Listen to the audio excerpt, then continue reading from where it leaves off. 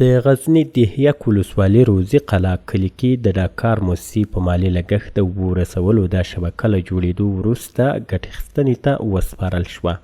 د کلي او پراختیا ریاست مسؤلینو د دغه شبکې ګټې اخیستنې په تړاو جوړو شوو مراسمو کې وویل دا شبکه به 311 کورنیو ته پاکې اوبه ورسوي. د دې حجم غټوالی 50 متره مکعبه ده او د شبکې اوږدوالی 2600 متره د پایپ غځېدلی ده او کور په کور باندې شردانونه لري چې شمیر یې 140 کېږي او ټول کورنۍ 311 کورنۍ له دې څخه ګټه اخلي.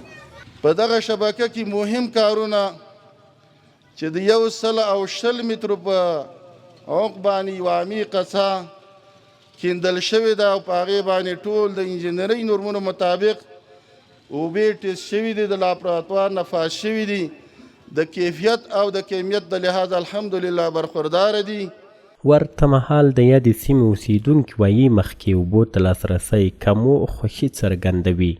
موږ ډېر خوشحاله یو او موږ ډېرې ستونزې درلودې دلته په کلي کې ځکه وټر پمپ کار نه کول د اوبو ټول کار له عصري ټکنالوژي په خاطر باندې یعنې ډېر خلک د اوبو څخه بې برخې وو او دغوی نسوای لاسرسی ورته نه درلودل.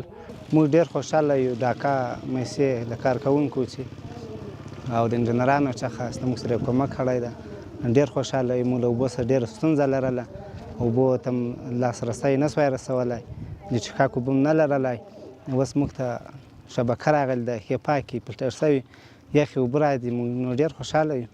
د کلي او پراختیا ریاست مسؤلین وایي پلان کې لري چې د غزني ولایت نورو سیمو ته پاکې اوبه ورسوي، خو له خلکو غواړي چې د اوبو د بې ځایه مصرف مخنیوی وکړي او د دا ډول حیاتي پروژو ساتنه وکړي.